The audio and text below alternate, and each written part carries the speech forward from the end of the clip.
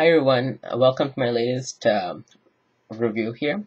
It's actually on an item that I did before. I just felt like I owed you guys like a Power Rangers Sentai review because it's been a while now.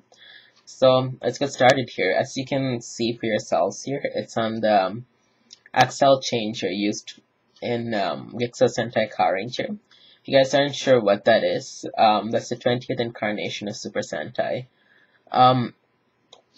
With that said, Super Sentai, actually, if you guys don't know what that is, if you guys are familiar with Power Rangers, it's basically the TV show that Power Rangers was adapted from, like Super Sentai. It started a long time ago. And again, if you guys have no idea what those two are, Super Sentai is just a story about a task force of usually 5, sometimes 6 plus teenagers or military agents that fight together to keep the world in a better place. Again, if that means nothing to you and you're still confused, there's like hundreds and hundreds of websites out there that give you all the information that you need to know. So the current device that I'm actually doing it on is the toy roleplay version of the Accel Sentai Carranger device. It's a device that they used to transform it, and it was known as the Accel Changer. This device right here, it resembles more of a car ignition because the season that it came from itself is an automotive themed season. So they were playing off of that, and I found it really cool, and I always love to play with it. This is one of the earlier devices, like the earlier devices, and from like 97, and devices from back then were more focused on playability than buttons and sounds. So let's get started here. So we have two sound features on this. First is the black button here. When you hold it, have this little noise going, and then you let go, it stops. The sounds overall on this I always liked because it wasn't loud and annoying. It was actually pleasant to the ears. The next sound is when you take this key. You don't even need the key. You can even turn it with your hands. You put it into this keyhole, and you just sorry about that. It will lock in. You'll hear that noise. I'll show it to you again. That's when you know you got the key in securely. You turn it and it makes this noise. Again, the sound is very soft and very pleasant to the ears. It's not very loud, so that's one thing I love about this. So that's what it is. This is actually the same thing as the Turbo Morpher, and the only difference in the Turbo Morpher is that instead of this engravement that reads Carranger, it has a sticker that says Turbo Rangers. And again, for the key, instead of saying Carranger, it said Turbo Rangers. That's the only difference. Everything else remained the same, and I believe the sound was louder on the Turbo Morpher too. So, for the wrist strap here, we have the emblem elbow patch that was on the Turbo Rangers or the Carrangers itself. And mine here, actually, this is actually black duct tape because my Velcro is starting to tear through, and so I just used that as a little substitute. The battery compartment is right below, right out. You have to remove the Velcro strap for me, or you don't even really need to remove it, but it's easier to do it. So, but I usually this is the Accel Changer, so the battery compartment just slips right through. But the Turbo Morpher, I believe it has a little screw that you actually have to unscrew like that. So basically it.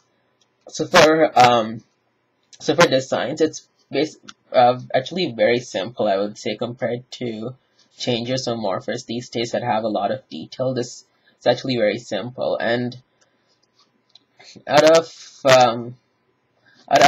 5 stars, I would probably give it 3.5, because even though I really love it, but overall, looking at the fans and the audience that who will want to get this, the sound features, it's very limited, and as far as playability goes, it's really not much. Like, sure, you can like insert the key 10-15 times over and over again, but after that, like, what else is there to it? But other than that, it's not a bad little toy or little role play item to have around.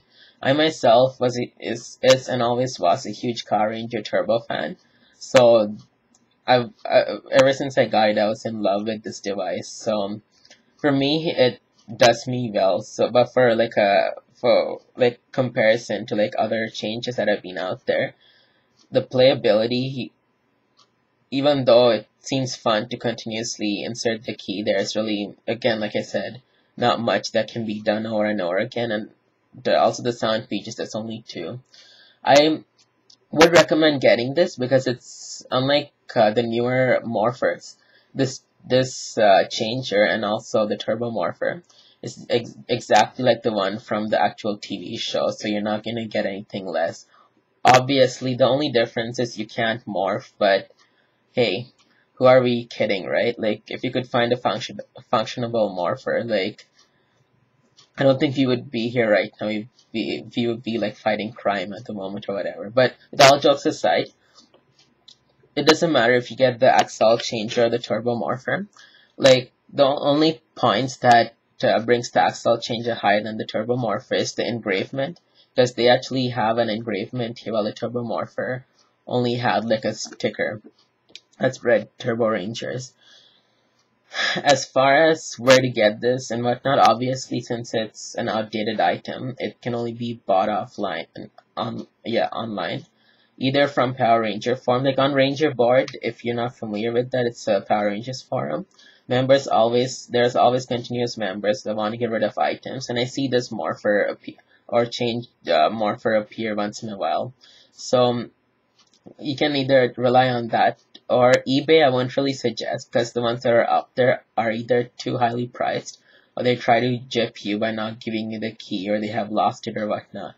So Power Rangers forums are a way to go. And again, to the question, should I get the Accel Changer or Turbo Morpher? Really, it doesn't matter. They're exactly the same. Though, like I said, the only difference is the engravement, which isn't really a huge deal or anything. As far as pricing points go, if you get it from like an actual Power Rangers forum, you have their actual fellow members, so they'll charge you a reasonable price for whatever they believe it's worth. But if you go on eBay, they'll try to charge you an arm and a leg to actually get this. For me, if I'm not mistaken, I think I spent 60 or 70, I don't even remember. But the reason being is it was like absolutely new in the packaging, and it wasn't even like open, so that's why I ended up paying that much.